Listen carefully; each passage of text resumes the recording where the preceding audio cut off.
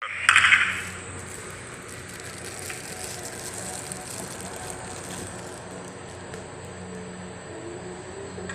salamat, Mr. Speaker. Magandang hapon po sa ating lahat, sa ating pong distinguished sponsor, Representative Zamora, at syempre po sa ating DepEd family, OVP and OVP family, led by Vice President SARA Duterte. Magandang hapon po sa ating lahat. Okay.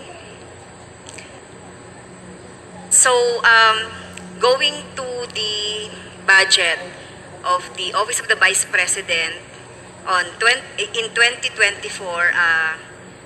Mr. Speaker, so nakita natin dito no yung socio-economic projects and stakeholder engagement. It is under the Good Governance Program. Only line item in your operations budget. So, is it true? So, meron lang po siyang one line item doon sa budget. That is correct, Mr. Speaker, Your Honor. And there is a 124,875 pesos for MOOE. That is correct, Mr. Speaker, Your Honor. The entire 500 million confidential fund is in there. That is correct, Mr. Speaker. Thank you, distinguished sponsor, Mr. Speaker. Noong 2022, under the Good Governance Engagement and Social Service Projects, and ito po, Mr. Speaker, distinguished sponsor, under the Good Governance Program, with 523,785,000 MOOE.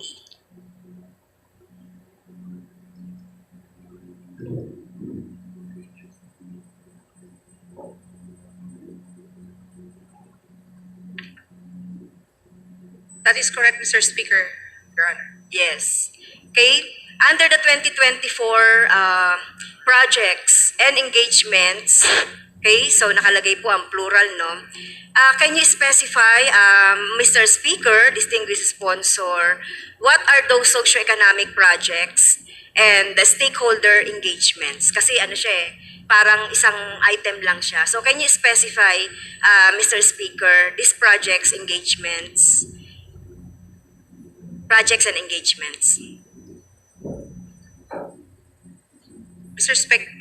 Speaker, Your Honor, several projects under the said program are the following: medical assistance, burial assistance, magnegosyo taday, pagbabago campaign, disaster operation, rice food bags, kalusugan food truck for disaster operations, libreng sakay, and the You Can Be VP program. Yes. Kasi Mr. Speaker, dito sa 2024 na budget on projects and engagements, parang isa siyang Mr. Speaker, kung titignan natin yung budget, para siyang isang lump sum.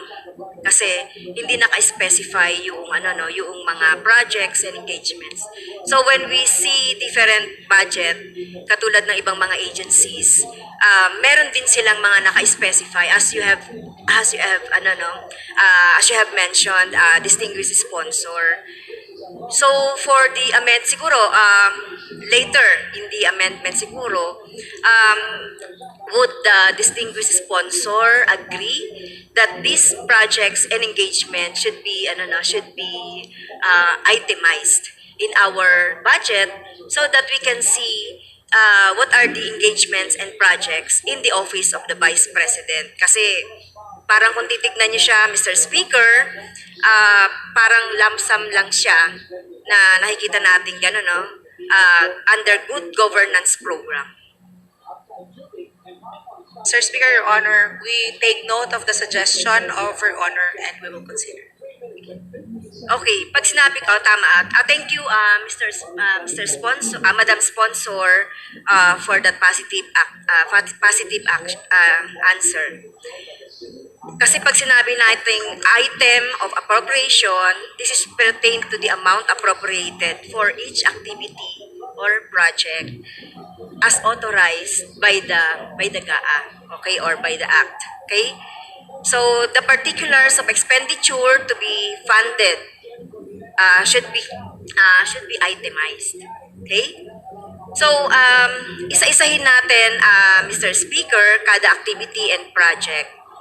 So in the 2024 budget, how much is being budgeted to the different project and activities mentioned by our distinguished sponsor, Mr. Speaker. Mr. Speaker, Your Honor, the following programs as part of the programs to be implemented and has been implemented and the Office of the Vice President wishes to expand for 2024 are the following. For medical assistance, a proposal of 600 million is being proposed, which targets 60,000 clients. Burial assistance, 170,800,000 pesos, which targets 34,160 clients. Magnegosyo Taday, 150 million, which targets 15,000 individuals. Pagbabago campaign, 90 million, which targets 200,000 school kids. Disaster operation, 75 million, which targets 50,000 families or individuals. Rice food bags, proposal of 50 million, which targets 100,000 individuals. Kalusugan food truck Pansarap, amounting to 36 million, which targets 15,000 school kids. Kalusugan food truck for disaster operations, amounting to 7,776,000 pesos. Libreng sakay amounting to 16,430,000 pesos, which targets 187,440 commuters. And you can be VP program for 1 million pesos, which targets 1 to 2 school kids. Mr. Speaker. Okay. Thank you, Mr. Speaker. So, Mr. Speaker, can I ask the distinguished sponsor to provide the committee and this representation, the copy? Hindi ko po masyado nasundan yung lahat, Mr. Yes, gladly, Mr. Speaker, Your Honor. Okay. Thank you po, Mr. Speaker. So, may mga budget doon sa lahat, yung specific activity at project. So yung next question ko po, Mr. Speaker, ito yung mga specific na mga activities and projects proposed by the Office of the Vice President. Okay? Kung mapapansin ko po, Mr. Speaker, ito po ay parang redundant doon sa mga project ng iba't ibang mga ahensya. So, halimbawa po, Mr. Speaker, medical assistance, magnegosyo, libreng sakay, disaster operation, at iba pa po. So, don't you think yung mga specific specific projects and events ay redundant ito dun sa iba't ibang mga ahensya? Kasi may narinig po ako sa Senate na sinabi po ng Vice President yung iba pang mga activities and project niya for the future. So, ito pong sinasabing ito ng mga project, isn't it redundant? Tingin po ng ating sponsor. Mr. Speaker, Your Honor, the Office of the Vice President believes that it is also the role of the Office of the Vice President to be complementary to whatever programs and projects of the Executive Department. There are other initiatives that are undertaken by the Office of the Vice President, not merely those being implemented by other agencies, because it is the goal of the Office of the Vice President to widen its access to government services. And some of these projects have very specific target beneficiaries like Magnegosyo Taday and other programs. And so, again, the Office of the Vice President works complementary with the other offices in the Executive Department. Mr. Speaker, Your Honor. Yes, thank you po, Mr. Speaker. distinguished sponsor. So, hindi po ba pwedeng dahil halimbawa, itong libreng sakay could be coordinated with the DOTR. Itong magnegosyo could be coordinated with the DTI. Ito pong disaster operation could be coordinated with the DSWD or other related agency. Rice, food, etc. Related ito sa DSW din kasi nagbibigay din tayo ng ayuda. Okay? At saka yung medical assistance kasi alam ko ang DOH and DSWD are making that na as a projects and activities. Sir Speaker, Your Honor, in the implementation of these programs, the Office of the Vice President works closely with several agencies of the Executive Department. In fact, the Office of the Vice President has existing memorandum of agreement with the Department of Transportation, specifically for Libreng Sakay program. It is the OVP who supports the Libreng Sakay program and also of the DOTR by providing buses, which means implementation of these programs were done in accordance and in collaboration with the agencies. Yes. Mr. Speaker, Your Honor. So, yun ang sinasabi natin, Mr. Speaker, distinguished sponsor. So, ito kasi, tingin ko na nagiging redundant doon sa mga activities. And kung babalikan natin, Mr. Speaker, distinguished sponsor, yung mandato ng Office of the Vice President, kung titignan nga natin siya noong 2015, doon sa yung sa mga functions, so makikita natin siya as the parang as a substitute to our president just in case. Okay? So doon sa kasi hindi rin natin ito napuna nung mga panahon ng iba pang mga administration o iba pang vice president. Kaya tinitignan natin na syempre itong mandato ng vice president ay just excuse me for the term, spare tire ng presidente just in case na may mangyari. So yun naman talaga yung pinaka-mandato nito. Okay? Mr. Speaker, Your Honor, if I may interject, I on the statement that the Vice President is just a spare tire, may I reiterate and may emphasize, Mr. Speaker, that the Vice President is the second highest office in the land, and coming from the Executive Department, the OVP is also mandated to promote the welfare of every Filipino. And traditionally, the Office of the Vice President has been providing socio-economic services under the past several administrations. And the office believes that no single agency has monopoly to provide public service. Mr. Speaker, Your Honor. Okay, thank you Mr. Speaker and distinguished sponsor. So kung titignan natin ito nga kaya nga sinabi ko, although noong mga nakaraang budget po, 2015 pababa. So makikita mo lang doon yung salitang parang ceremonial. And then after that, nagkaroon na nito. Pero nakita natin doon sa budget ng Office of the Vice President, parang lump sum. Okay? Kaya dapat siguro baguhin na natin, if you agree sa ating distinguished sponsor, Mr. Speaker, kung paano natin i-itemize. Kaya nga in-itemize ko po yung mga projects and events. Okay? So yon. Next question. On the confidential funds. In 2022, I have I take hold of a letter addressed to the Office of the Committee on Appropriation regarding doon sa mga particulars na request ng Office of the Vice President during the fiscal year 2022. Okay, by the way, before that, meron kasing budget for confidential fund ulit for 2024. So, paano ba yung plano ng Office of the Vice President kung saan gagamitin itong confidential fund. Alam natin na the confidential fund is governed by a JC 2050 ng COA, ng DND, ng DBM, GCD, etc.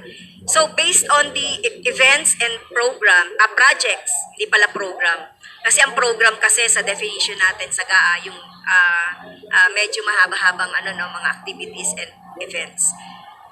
So paano po or saan gagamitin itong 500 na confidential fund? Mr. Speaker, Your Honor, the post-confidential expenses will be used for the safe implementation of the programs and activities of the Office of the Vice President, which are being delivered through its central office and the newly established satellite offices. Through the satellite offices, the OVP aims to bring its programs to other areas with a vision to target poverty reduction, threats to peace and order, and achieve sustainable development. And in support of these goals, surveillance activities will be undertaken to assess security threats and ensure successful implementation of the said projects, Mr. Speaker. So, do you have a PAP programs and projects? Kasi ito yung sinasabi po dun sa JC na requirement bago po magamit itong mga confidential funds. So, ito yung programs and projects po. Yes, Mr. Speaker. So, meron kayo noon. Yes. So, nag-submit ba ang Office of the Vice President nung 2023 kasi merong 500 na confidential fund. Nag-submit po ba noong mga kinakailangan? 2023 to mamaya na tayo mag 2022. So 2023 na meron kasi ang Office of the Vice President na 500 million. So have you submitted this PAC and have you complied with the provision of the JC regarding confidential and intelligence fund? Sir Speaker, Your Honor, the Office of the Vice President has submitted the physical and financial plan as required under the COA DBM DILG GCG DNP Joint Circular 2015-01. It was in November 17 of 2022 that the original plan was submitted, and in January 26 of 2023 a revised plan was submitted. Sir Speaker, Your Honor. Okay. So sinasabi din po dito sa JC that you have to submit the report and yung performance noong nung paggamit, performance indicators noong PAP na ginamitan natin ng confidential fund. Is the Office of the Vice President complied with it? Mr. Speaker, Your Honor, yes, the Office of the Vice President has complied with the report submission in January 17, 2023, and in April 13, 2023, and in July 13 of 2023. I know, hindi po natin pinag-uusapan yung 2022. Pinag-usapan po natin yung 2023.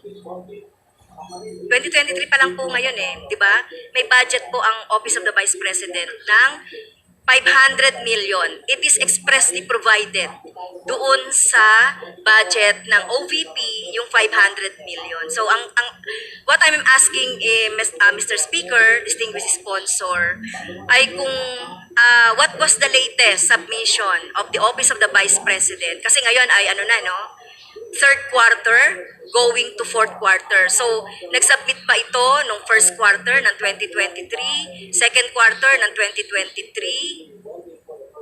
Yes, Mr. Speaker, Your Honor. Okay. The first quarter report submission was in April of 2023, and the second quarter submission was in July 13 of 2023. So, running pa na naman yung third quarter. Okay, so wala pa pong AOM or wala bang sinasabi ang COA about this o hindi pa na-audit? Undergoing audit pa rin.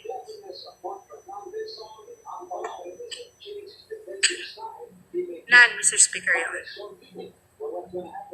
Okay, so wala pa So sa dami nga siguro ng mga sinasubmit na mga performance report, so kagaya nga sinabi ng COA na talagang marami talaga yung performance report tungkol din sa confidential fund. Okay. Sa ngayon, merong 500 million na confidential fund ang Office of the Vice President. So for 2024, have you heard of the news about the decision of our Association of the House of Representatives that the confidential fund will be coursed through doon sa mga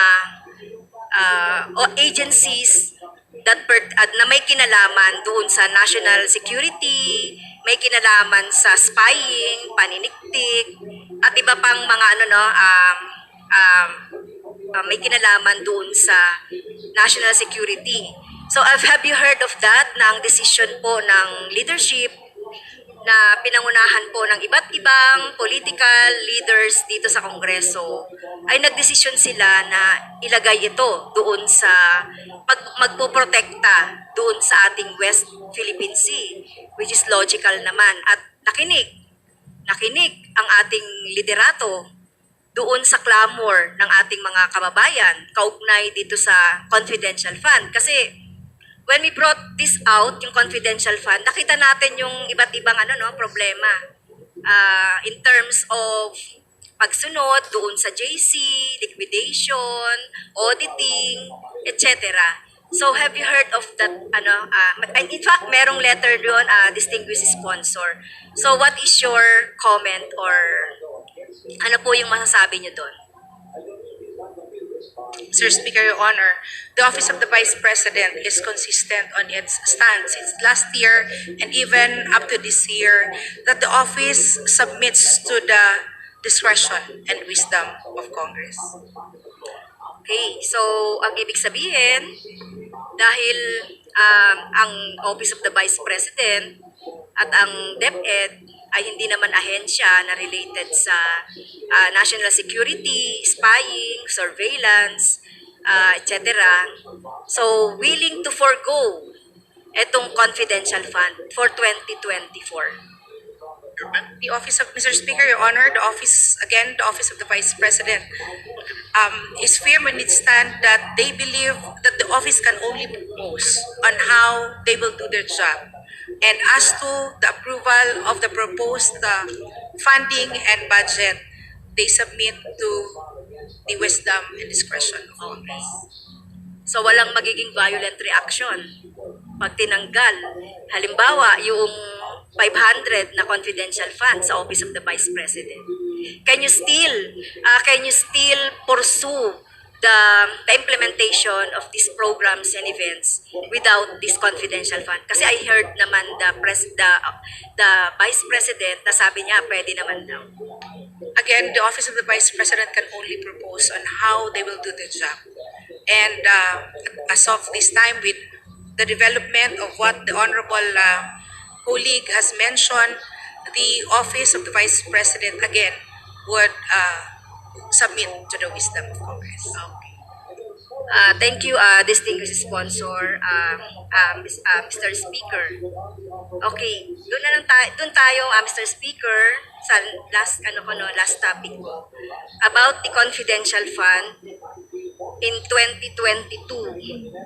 So, is it true that the Office of the Vice President requested a confidential fund from the Office of the President in the year in 2022, the amount of 250 million confidential fund?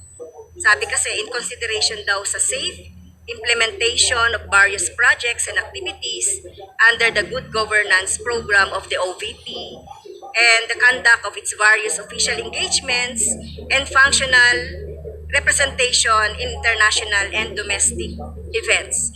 Is it true that the Office of the Vice President requested a budget for confidential fund? That is With the correct, amount of Mr. Speaker, Your Honor. Okay. But the DBM, considering na ito ay third quarter na or fourth quarter na, the DBM through the Office of the President granted only 125. That is correct. 125 million to That is correct, Mr. Speaker. para maging ano tayo, accurate. Okay. So, during the interpellation in the COA 2022 confidential funds of 125 million, sabing ganon sa findings ng COA on 2022, in-spend ng Office of the Vice President ang 125 million pesos na confidential fund in 11 days. Do you confirm that, Madam Sponsor? Sir Speaker, Your Honor, to say that the Office of the Vice President spent the confidential fund in 11 days, the office submits its stand that it is inaccurate, Mr. Speaker, Your Honor. The report of COA, which is the basis of the report of COA for the utilization of the fund, starts from December 20 to 31, and that is 11 days. However, Mr. Speaker, Your Honor, the implementation of the programs started on the day that the SARA was released in December 13 of 2022, which means immediately after the release of SARA, the implementation has already started. But the actual payment, as based on the COA report and findings, only started in December 20 up to December 31, which means the actual implementation is not 11 days, but it is 19 days, Mr. Speaker. So, tama pala yung computation ng Makabayan, 19 days. So, it was obligated December 13 and then disbursed December 31. So, walang pahinga, walang holiday yung paggasta ng confidential fund. Tama ba yun? Sir President, Your Honor, Mr. Speaker, Your Honor, if I may also emphasize that prior to the release of this fund, plans were already laid down by the Office of the Vice President, which actually became the basis of the request of the Office of the Vice President for a confidential fund. Upon assumption into Office of the Vice President, plans were laid out, but the actual implementation was delayed because the office awaited for the release of the SARA. Sir, With the permission of our colleagues on the floor, the time of the gentle lady, maybe the gentle lady can wrap up. We have 3 more minutes. Yes, thank you, Sir Speaker. So, ito pong confidential fund na ito, so ginastos ito whether 11 or 19 days, alam natin na ito po ay cash. Tama? Sabi kasi ng COA, this is cash advance. So, ang ibig sabihin nito, although nakuha ng Office of the Vice President, yung cash starting December 13, so ibig sabihin nag-aabono na ang Office of the Vice President ng pera para sa confidential fund way before December 13 o yung na-obligate. So, ibig sabihin nun, kung August man yan, kasi sinasabi kasi sa statement na may mga events and activities na as early as August. So yung confidential fund, ginagamit na, nag-aabono na ang Office of the no, Mr. Speaker, that is inaccurate. Plans were laid as early as August, but the actual implementation was only after the release of the SARA in December 13, 2020. Okay. So, sinabi rin ng COA, Mr. Speaker, distinguished sponsor, na ngayon lang sila nag-audit, no, nitong 2022 na confidential fund. In fact, September 18, nagbigay sila ng AOM. They were given, the Office of the Vice President, ng 15 days para doon sa completion. Nung audit. So, tama po ba? Merong ganon. Sir Speaker, Your Honor, as to the AOM on 2022 for the confidential fund expense, the OVP has, as we speak, the OVP has not received any AOM from COA. And in case there is an AOM to be issued by COA, the OVP will respond to the AOM and provide any information or additional documentation as may be necessary. And the OVP maintains full accountability for the use of its funds and remains committed to observing accounting and budgeting rules and procedures. The So, OVP will coordinate. ibig sabihin nagsisinungaling ang COA. Kasi doon based sa mga interpellations dito sa COA, sinabi nila nagbigay na sila ng AOM and after 15 days, they are expecting answers from the Office of the Vice President. So, dinideny ba ng Office of the Vice President itong AOM na to? Sir Speaker, Your Honor, as we speak, even until today, the OVP has not received any AOM. Okay, I'm wrapping up, Mr. Speaker. So, nakita natin may dalawa dito, no? Yung COA, nagbigay daw ng AOM, dinideny ng Vice President. Pero alam niyo po, dapat ito ay na-liquidate na or na-i-report na ito this early, di ba? So, 2022 yan, dapat ngayon ay na-audit na. Sir Speaker, Your Honor, if I may interject, the Vice President is not denying about the AOM, but records will show that there is no AOM received by the Office of the President, even as we speak, of the Office of Vice President. even AOM as we from speak, AOM, COA? as we speak today. Okay, so yun na lang, Mr. Speaker. So, kailangan natin talagang ayusin itong mga liquidation nitong mga confidential fund. At ako po ay sumasang-ayon sa ating liderato doon po sa pag-aaral at pag-justify nitong pagbibigay ng confidential fund sa mga ahensyang hindi naman kailangan nito, lalong-lalo ng OVP at ng DepEd. Thank you, Majority Leader.